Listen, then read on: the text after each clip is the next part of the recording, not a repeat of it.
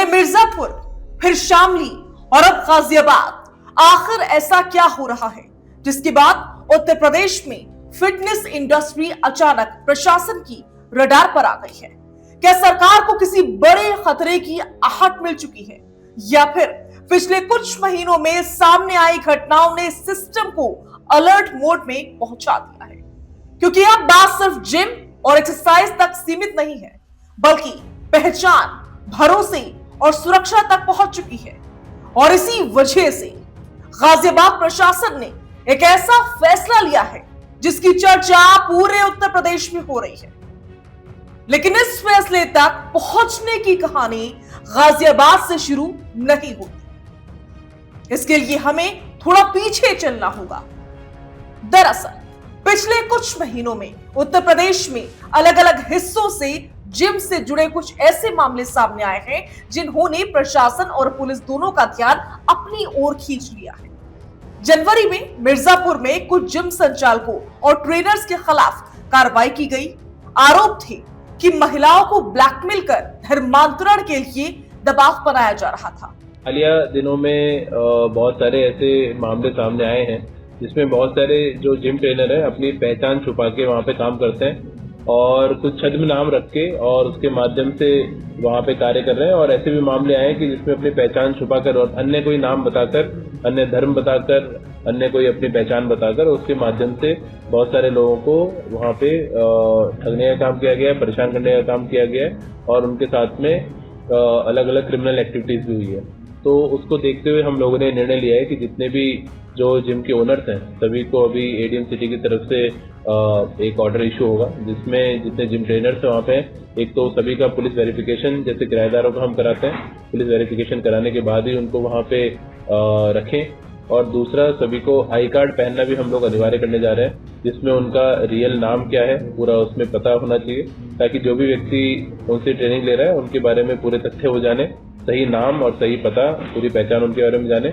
और जब वेरिफिकेशन होगा उसके माध्यम से किसी का आपराधिक इतिहास तो नहीं है उसका भी हम लोग पता चल जाएगा। हालांकि मामले की जांच और कानूनी प्रक्रिया अभी भी जारी है, लेकिन ये विवाद पूरी तरह शांत भी नहीं हुआ था कि जून महीने में शामली से सामने आई एक घटना ने पूरे प्रदेश में नई बहस छेड़ दी। एक कारोबारी परिवार ने आरोप लगाया कि उनके बेटे का धोखे से धर्मांतरण करवाया गया है।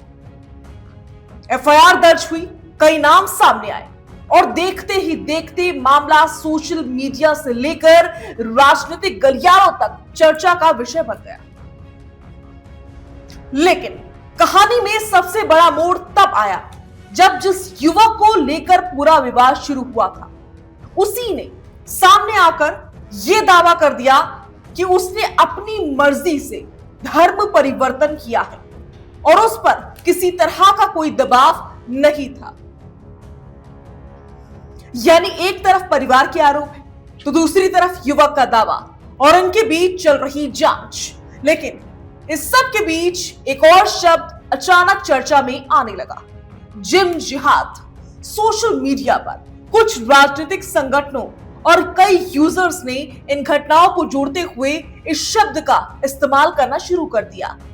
उनका दावा था कि जिम और फिटनेस सेंटर्स का इस्तेमाल युवाओं और महिलाओं से संपर्क बनाने और बाद में धर्म परिवर्तन के लिए प्रभाव डालने के माध्यम के तौर पर किया जा रहा है। यही वजह है कि इस पूरे विवाद को जिम जिहाद के नाम से प्रचारित किया जाने लगा। हालांकि ये समझना बेहद जरूरी है, सरकारी स्तर पर फोकस सुरक्षा, पहचान के सत्यापन और जवाबदेही को मजबूत करने पर है।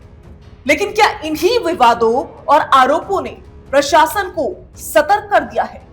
क्या यही वजह है कि गाजियाबाद प्रशासन ने बड़ा कदम उठाया है? शायद इसीलिए अब जिले के सभी जिम ट्रेनर्स और कोचेस को पुलिस वेरिफिकेशन करना होगा और करवाना होगा।